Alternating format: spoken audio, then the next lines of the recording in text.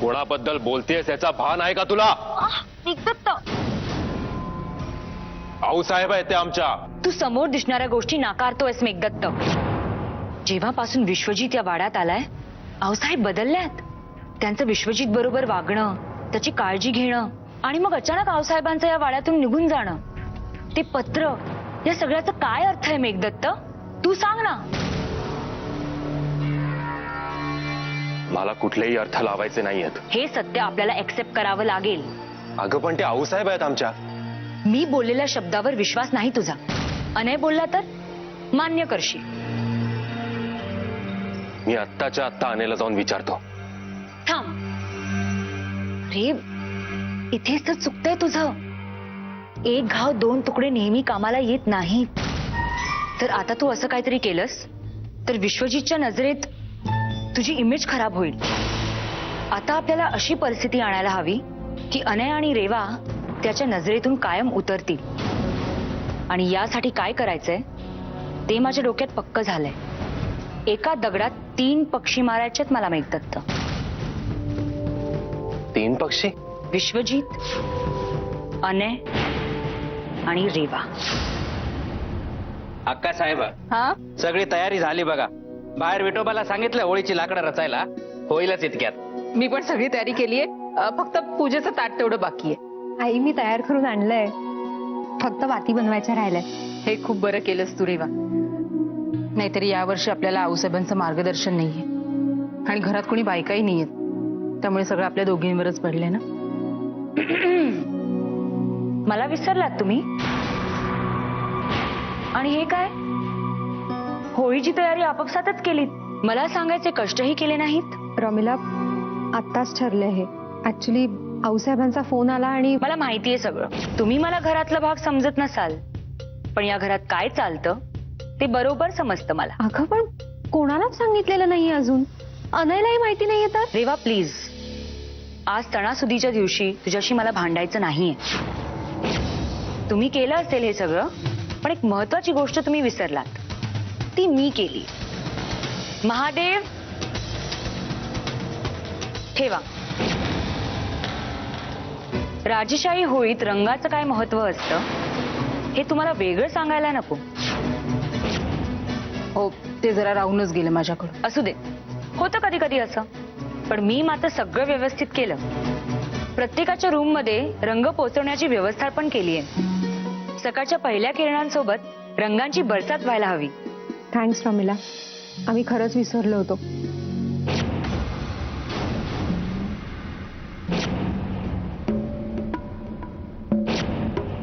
तुम्ही आऊसाहेबांनी तुम्हाला माफ केलं असेल, पण मी तुम्हाला कधीच माफ करणार नाही. मी जातोय माझ्या घरी. तुम्ही केलेल्या पाहुणचाराबद्दल थँक्यू. आणि आऊसाहेबांबद्दल कळलं. मला खात्री आहे त्या परत येतील. तरी काही लागलं तर सांगा मला. अहो काय करताय तुम्ही? धाकटे साहेब सांगा. आज सणाचा दिवस आहे. आजच्या दिवशी पाहुण्यांनी निघून जाणं हे बरं नसतं. आज होळी, उद्या रंगपंचमी. उद्या रंगपंचमी आहे? बघा, यांना माहीतच नाहीये की उद्या रंगपंचमी आहे. तुम्ही आज घर सोडून कुठेही जायचं नाही. थांबा तुम्ही. असे सणासुदीचे नका जाऊ. खरंच मला माफ करा, पण मी नाही थांबू शकत. रेवा, आता तूच समजव ना यांना. अतिथी देवो भव. सांगतेस ना रेवा?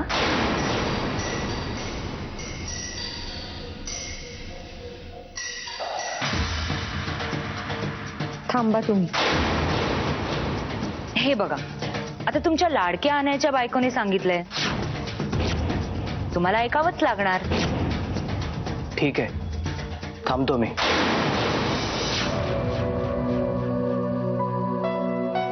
उद्या रंगपंचमी आहे. तुझं सगळ्यात आवडता सण. होळीला रंग खेळायला तुला खूप आवडायचं. आईचा पण तो खूप आवडता सण होता. म्हणून मी कधीच रंग खेळलो नाही. पण तू मला रंग खेळायला घेऊन जायचीस, अगदी जबरदस्ती.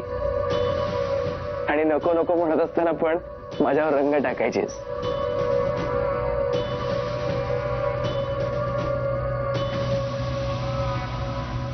तू गेल्यानंतर मी कधीच रंग खेळलो नाही. तो सणच साजरा केला नाही मी कधी.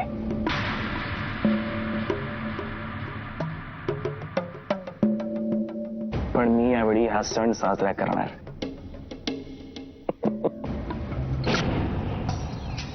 कारण माझ्यासोबत तू आहेस आणि तू म्हणायचीस त्याप्रमाणे पहिल्यांदा रंग मी तुलाच लावणार.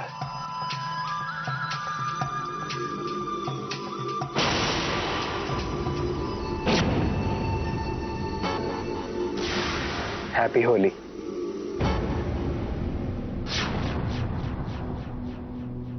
रेवा, हे सगळं काय आहे?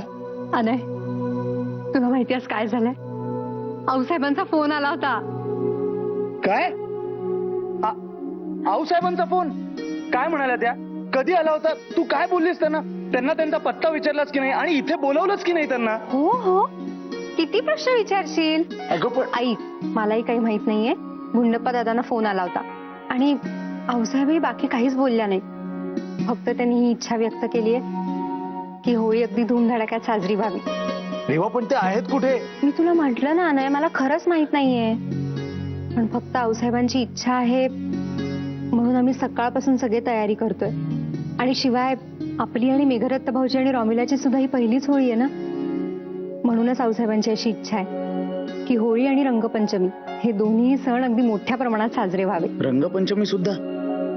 हो, मला माहितीये तुला रंगपंचमी अजिबात आवडत नाही, पण या वर्षी तू ती साजरी करायचीस कारण आऊसाहेबांची तशी इच्छा आहे. आता तू जे म्हणशील ना ते होईल. आऊसाहेबांनी जेवढं सांगितलंय तेवढं केलंस ना तरी पुरेसं आहे. तू तर असं म्हणते जसं काही मी तुझं काही कधी ऐकतच नाही. हो मग, आऊसाहेबांनी सांगितलं रंगपंचमी खेळायची तर तू हो म्हणालास. मी सांगितलं असतं तर तयार झाला असतास. तू हुकूम तर कर. पुरे आता. पण खरंच नाही, आऊसाहेबांचा फोन आला आणि तू किती खुश झालायस. पण रेवा, तुला सांगू, आपल्या दोघांची ही पहिली होळी आहे हे ऐकून सुद्धा मला खरंच खूप मस्त वाटतंय. हो ना, मग उद्या सुद्धा असंच लवकर उठ, कारण बायकोला पहिला रंग हा नवऱ्यानेच लावायचा असतो. आता उद्या सकाळी होळी खेळायचीच असेल तर उद्यापर्यंत कशाला थांबायचं? अनय, अनय नाही. रेवा, अनय काय करतोयस रेवा, तू? एक मिनिट, एक मिनिट थांब. ऐक माझा ऐक. हे बघ, आऊसाहेबांचा फोन आला होता ना, मग आता अरे, वेडेपणा करू नकोस, रेवा, काय नाही ऐक. हे बघ, आऊसाहेबांनी मागच्याला मला काय सांगितलं होतं माहितीये का? नाही. आई,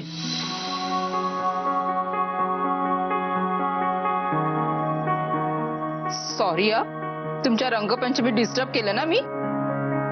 पण काय ना नाही राजे, तुमच्या या रेवा राणी साहेबांना मी खाली घेऊन जाऊ शकते का? गावातली मुले आहेत ना लहान, ती वर्गणी मागायला आली आहेत. म्हटलं यांच्याच हस्ते द्यावी वर्गणी. आपली परवानगी आहे का?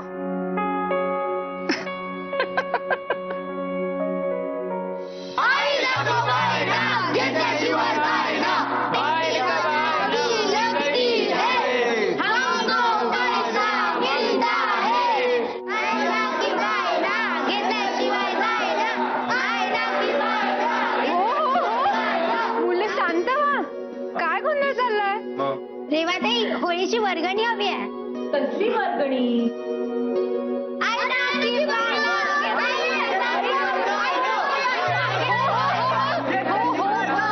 हो, मी देते तुम्हाला वर्गणी, पण त्याआधी एक अट आहे. आता कसली अट? तुम्ही होळीची वर्गणी मागताय ना माझ्याकडे, मग मला आधी सांगा आपण होळी का साजरी करतो? काय नाही माहिती? आपण होळी का साजरी करतो हेच जर तुम्हाला माहिती नसेल तर होळी साजरी करायचा काय फायदा? बरं असो, मी तुम्हाला सांगते. आपण होळी साजरी करतो कारण त्यामागे एक कथा आहे. भक्त प्रल्हादची कथा. भक्त प्रल्हाद माहितीच असतील ना तुम्हाला? त्याचा जन्म राक्षस कुळात झाला होता. तरी सुद्धा त्याच्या तोंडात सतत भगवान विष्णूचं नाव असायचं. त्याच्या वडिलांना खूप राग यायचा. ही सवय सुटावी म्हणून त्याच्या वडिलांनी अनेक प्रयत्न केले. अगदी भक्त प्रल्हादाला जीवे मारण्याचा सुद्धा प्रयत्न केला. पण प्रत्येक वेळेला भक्त प्रल्हाद सही सलामत बचावले. त्याचीच एक बहीण होती. तिचं नाव होतं होलिका. तिला आगीपासून काही धोका नाही असं तिला वरदान मिळालं होतं. आणि म्हणूनच ठरलं होलिकेने प्रल्हादला घेऊन लाकडांच्या ढिगाऱ्यावर बसावं. पण जे घडायचं होतं ते घडलंच नाही. उलट चमत्कारच घडला. प्रल्हाद सही सलामत बचावला. पण होलिका मात्र या आगीत जळून खाक झाली. तेव्हापासून आपण हा सण साजरा करतो. या दिवशी सगळं दुष्ट, अपवित्र, वाईट या होळीच्या आगीत जळून खाक व्हावं आणि आपण पुन्हा एकदा छानसं आयुष्य जगावं म्हणून आपण होळी साजरी करतो.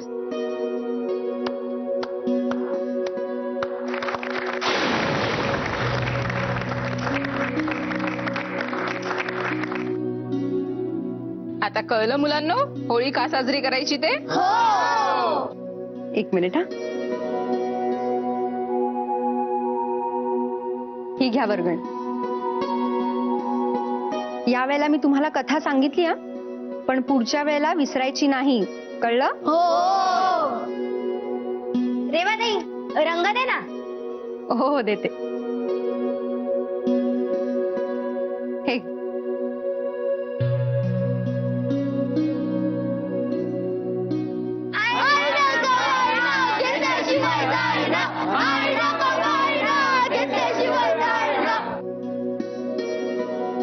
बाय द वे, तुम्ही होळीत पहिला रंग कुणाला लावणार?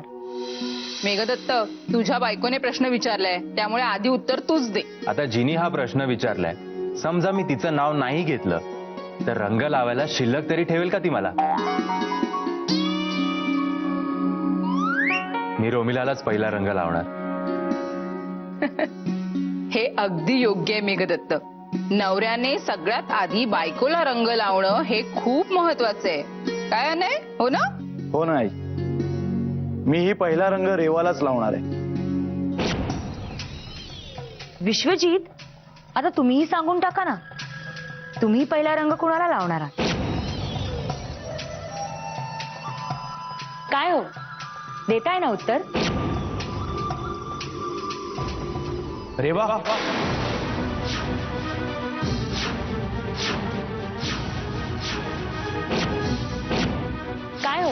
काय हो, तुम्ही पहिला रंग कुणाला लावणार? रंग कुणाला लाव? रेवा, रेवा, रेवा. होली है बुरा न मानो होली है. अरे होली है बुरा न मानो होली है. होली है बुरा न मानो होली है. जा बळा, बाहेर जाऊन खेळ. चालेल. होली है बुरा न मानो होली है. काय खोडकर मुलं आहेत ना. चला चला बाहेर चला, होळीला उशीर होतोय. चला सगळ्यांनी चला. चला.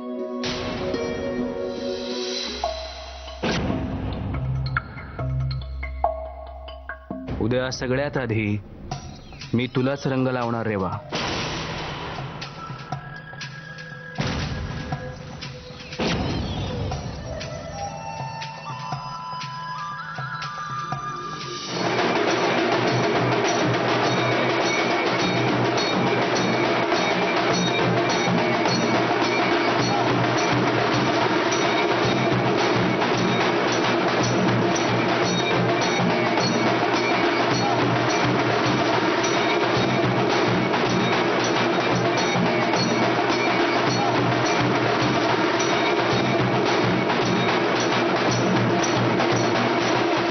दाखला वहिनी साहेब, आऊसाहेब आले नाही वय?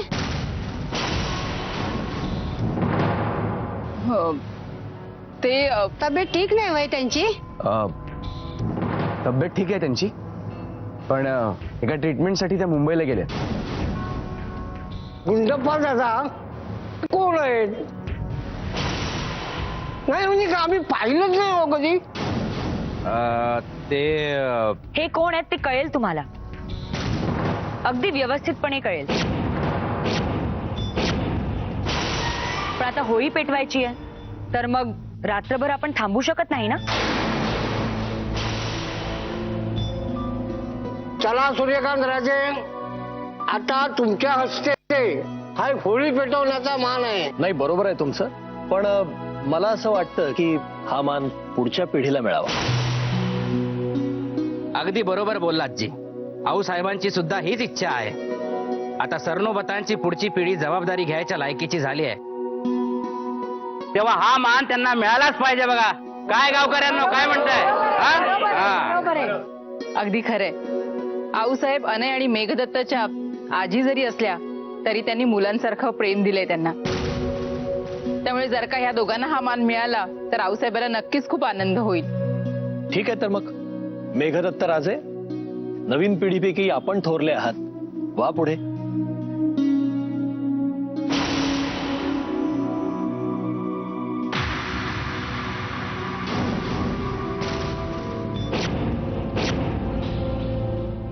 रॉमिला, काय झालं, का अडवतेस? हा तुमचाच मान आहे. नाही, तो मान आमचा नाहीये. तुमचं सगळ्यांचं मत हेच आहे ना की अनयने आणि मेघदत्तने जबाबदाऱ्या पुढे न्याव्यात, कारण की ते सरनोबतांची पुढची पिढी आहे. आऊसाहेबांच्या मुलासारखे आहेत दोघं. त्यातला थोरला मेघदत्त, म्हणून पहिला मान त्याला. Fair enough. पण इथे त्या दोघांपेक्षा कोणीतरी मोठा आहे, जो आऊसाहेबांच्या मुलासारखा नाही, त्यांचा मुलगाच आहे.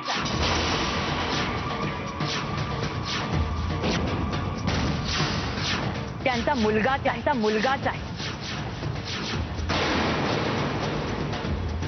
काय बोलते ही? आऊसाहेबांचा मुलगा? हे कसं शक्य आहे? रॉमिला, हे काय बोलतेस तू? तुला कळतंय का? डोकं ठिकाणावर आहे का तुझं? तुम्हाला असं वाटतं ना की मी खोटं बोलतेय? मग तुमच्या लाडक्या सुनेला आणि मुलाला विचारा ना. अनय, येतो मी. थांबा. कुठे चालल्यात मिस्टर विश्वजीत? मगाशी तुम्ही लोकच विचारत होतात ना की हे कोण आहेत. आता तुम्हाला कळेल की हे कोण आहेत. अनय, तुम्ही सांगताय की मी सांगू? नाही, बरं मग मीच सांगते. हे आहेत. एक मिनिट रॉमिला.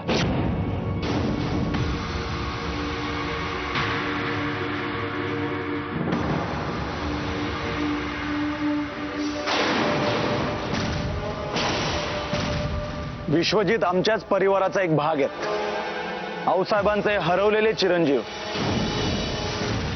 विश्वजित सरनोबत.